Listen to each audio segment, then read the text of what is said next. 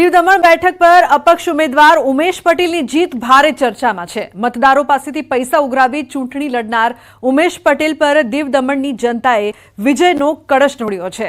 ભાજપ ઉમેદવારને કારમી હાર આપી તેમણે દિલ્હી તરફ પ્રયાણ કર્યું છે। પોતાને જીતાડનાર જનતાનો આભાર માનવા ઉમેશ પટેલ દીવ પહોંચ્યા, જ્યાં તેમનું ભવ્ય સ્વાગત કરાયું।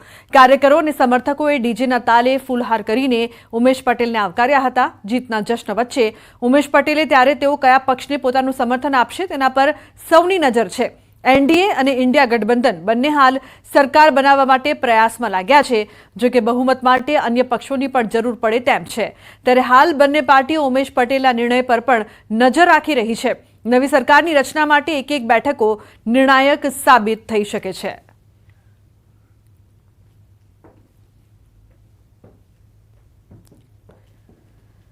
चुनाव के वक्त भी बोला था, ना मुझे सेंटर में भाजपा से प्रॉब्लम है, ना मुझे कांग्रेस से प्रॉब्लम है। कभी मुझे प्रॉब्लम नहीं रही है सेंटर से।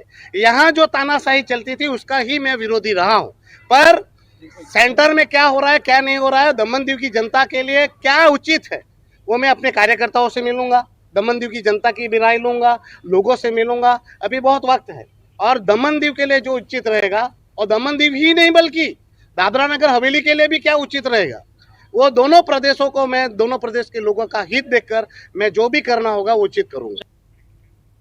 समाचाરમાં આગળ વાત રાજકોટની ચૂંટણી જીત્યા બાદ પરસોત્તમ રૂપાલા દિલ્હી પહોંચ્યા। પરિણામ બાદ પ્રથમ વખત પરસોત્તમ રૂપાલા દિલ્હી પહોંચ્યા છે।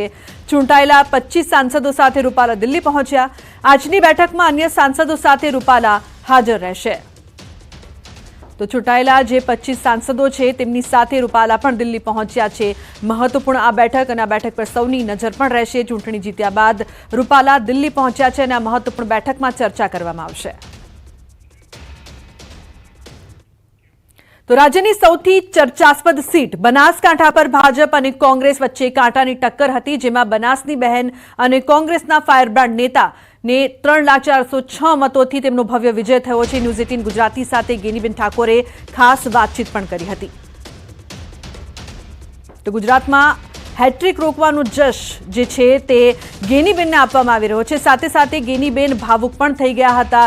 જે પ્રકારથી લોકોએ તેમને પ્રેમ આપ્યો છે તેને લઈને તેઓ ભાવુક પણ થયા। તેમણે પોતાની પ્રતિક્રિયા પણ આપી। બનાસકાંઠા જિલ્લામાં જે ગેનીબેન ઠાકોરની જીત થઈ છે એના પછી બનાસકાંઠા જિલ્લામાં જશ્નનો માહોલ છે। અત્યારે અમે પહોંચ્યા છીએ ગેનીબેન જોડે અને આપ દ્રશ્યોમાં જોઈ શકો છો કે અત્યારે મોટી સંખ્યાની અંદર જે લોકો છે તે અભિવાદન કરવા માટે ગેનીબેનનું આવી રહ્યા છે। વહેલી સવારથી જ અનેક લોકો જે છે ગેનીબેનને અભિનંદન આપવા માટે આવી રહ્યા છે અને અત્યારે આપણે સાથે ગેનીબેન ઠાકોર છે એમની જોડે આપણે વાત કરીશું। પહેલા તો બેન તમને અભિનંદન। થેન્ક યુ, આભાર આપનો પણ।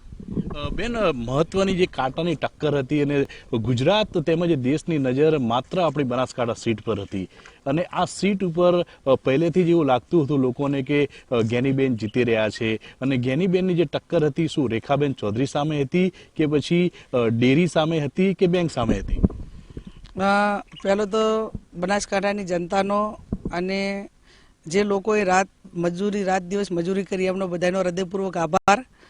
ટક્કર લોકશાહી ઢબે જે ચૂંટણી લડતું હોય એની સામે હોય, એક પાર્ટીની વિચારધારા હોય, પણ હું માનું છું ત્યાં સુધી આપે કહ્યું એ પ્રમાણે અમે અમારી ચૂંટણીના જે દરેક મિટિંગમાં પણ એક જ મુદ્દો હતો કે કોઈ પણ બહારના વ્યક્તિઓ આવીને બનાસકાંઠા જિલ્લાને બાનમાં લે, અહીંયા રહેવું નહીં, લોકોના સુખ દુઃખના ભાગીદાર થવું નહીં, સત્તા ભોગવવી, ધંધા રોજગાર કરવા અને છતાં લોકલ આગેવાનો હોય એમની રાજકીય કારકિર્દી ખરાબ કરી નાખવી અને દરેક સમાજોમાં વિવાદ ઊભા કરાવવા, આ કામ જ્યારે છેલ્લા 10 વર્ષથી બનાસકાંઠાની અંદર થઈ રહ્યું ત્યારે બનાસકાંઠા જિલ્લાના તમામ સમાજો, ઇવન હવે જે સમાજના આગેવાનો હેરાન કરે છે એ સમાજના આગેવાનો પણ હવે બહુ તંગ થઈ ગયા છે અને એટલા માટે કરીને એક જે એકદમ સરમુખતારશાહી તરફ આખા જિલ્લાને દબાવવા માટેના પ્રયત્નો કર્યા હતા, એમાંથી લોકોએ દબાવમાંથી બહાર નીકળીને એક બનાસકાંઠા જિલ્લો આઝાદ હતો છે અને રહેશે એ મેસેજ આપ્યો છે। બેન, મહત્વની વાત તો એ હતી કે જ્યારે તમે ચૂંટણી પ્રચાર માટે નીકળતા હતા ત્યારે લોકોએ સૂત્ર આપ્યું હતું બનાસની બેન ગેનીબેન। બનાસની બેન ગેનીબેન એ સૂત્ર સમગ્ર જે યુવા વર્ગમાંથી પોતે જ આ સ્લોગન બનાવીને જિલ્લાના લોકો સમક્ષ મૂક્યું અને લોકોએ એને ઉપાડી લીધું. મીડિયાના માધ્યમથી, સોશિયલ મીડિયા હોય એમણે પણ ખૂબ અગ્રેસિવ રહી અને કેમ્પેનમાં જે એક પોઝિટિવ વાત કરવાની થાય એ વાત કરી છે. ત્યારે બનાસની બેન, ગેની બેન એટલા માટે કે આપણી સંસ્કૃતિ એ સનાતન ધર્મની સંસ્કૃતિ બહેનો માટે, દીકરીઓ માટે અને એના માટે ખૂબ સૌમાનભેર સંસ્કૃતિ રહી છે.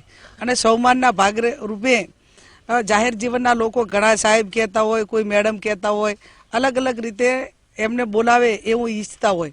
પણ હું કાયમી એવું ઈચ્છું કે મને બેન કહીને બધા જ બોલાવે.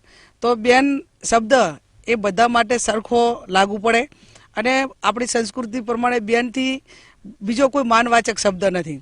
એટલે એક બનાસની બેન તરીકે જ્યારે સમગ્ર જિલ્લે મેં વાત કરી કે ભાઈ વાવ વિધાનસભાના લોકોએ તો મામેરું ભર્યું, પણ હવે તમે જિલ્લાવાળા મારું મામેરું ભરો. અને મામેરું એટલે મતનું મામેરું. ચૂંટણી હોય એટલે આગેવાનો અનેક પ્રકારની ડિમાન્ડો કરે, ગાડીઓની કરે, પૈસાની કરે, બીજા કામોની કરે.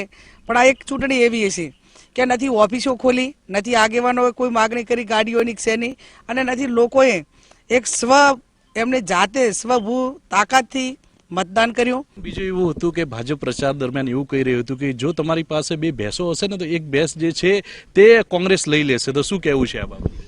હવે અમારે એક તો મોટો એક તબેલા બનાવવા પડશે. એક ભેંસ આટલા દેશની ભેંસો રાખવી ક્યાં? પણ એમને બોલવું જ હોય. અને કોંગ્રેસ તો 50 વર્ષ રાજ કર્યું તો કેટલી ભેંસો ચોરી.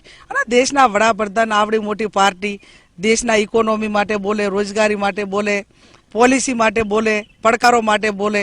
હવે ભેંસાની વાતો કરે દેશનો વડાપ્રધાન. એટલે પાયા વિહોની વાતમાં અમને કોઈ ઇન્ટરેસ્ટ નથી. પણ છતાં અમે ચૂંટણીમાં પણ કહ્યું હતું કે ભાઈ અમારી ભેંસો ચોરી નહીં થાય. ચોરી એના ચોકીદાર તો અમે મજબૂત છીએ, પણ અમારી ભેંસોનું દૂધ ભરાઈએ છીએ. એ બનાસ ડેરી પાટણ જિલ્લાવાળા લઈ ગયા છે. એટલે પીએમને એમ કહીએ કે અમારી ડેરી. સમાચારમાં આગળ વાત વડોદરાની યુસુફ પઠાણની જીતને લઈને વિવાદાસ્પદ પોસ્ટ. વડોદરા ભાજપ નેતાની વિવાદાસ્પદ પોસ્ટ. વડોદરાના પૂર્વ મેયર સુનિલ સોલંકીની વિવાદાસ્પદ પોસ્ટ સામે આવી છે.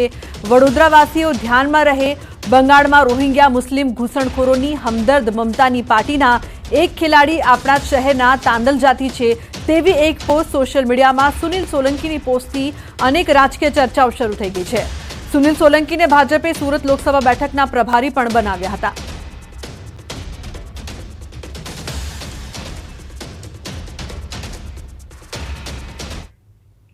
તો સાબરકાંઠા લોકસભા બેઠક પર ભાજપના શોભનાબેન બારૈયાનો ભવ્ય વિજય થયો છે. શોભનાબેને 1.5 લાખથી વધુ મતથી જીત નોંધાવી છે. ભાજપની ભવ્ય જીતથી કાર્યકરોમાં ખુશીનો માહોલ છે. મોડાસામાં રાજ્યમંત્રી ભીખુસિંહ પરમારના કાર્યાલય પર શોભનાબેનનો સ્વાગત સમારોહ યોજાયો હતો.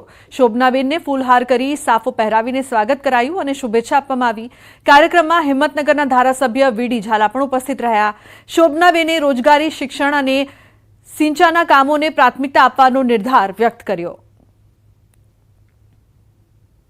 ભારે પડકારો વચ્ચે પણ અમે આજે ભારી બહુમતીથી જીતીને આવ્યા છીએ. માન્ય મંત્રી સાહેબ, માન્ય ઝાલા સાહેબ, સૌ ભારતીય જનતા પાર્ટીના કાર્યકર્તાઓએ રાત દિવસ ખૂબ મહેનત કરીને મને વિજેતા બનાવવામાં જે એમનો ખૂબ મોટો ફાળો આપ્યો છે એ બદલ સૌનો હું ખૂબ ખૂબ આભાર માનું છું.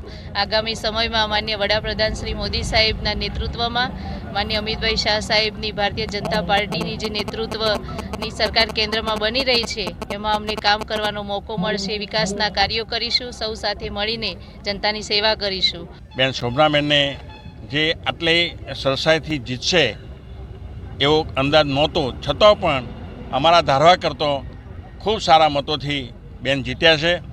અને જ્યારે બેન માટે કાર્યકર્તાઓ અને અમારા પદાધિકારીઓ જે મહેનત કરી છે એ બદલ આ વિસ્તારના ધારાસભ્ય તરીકે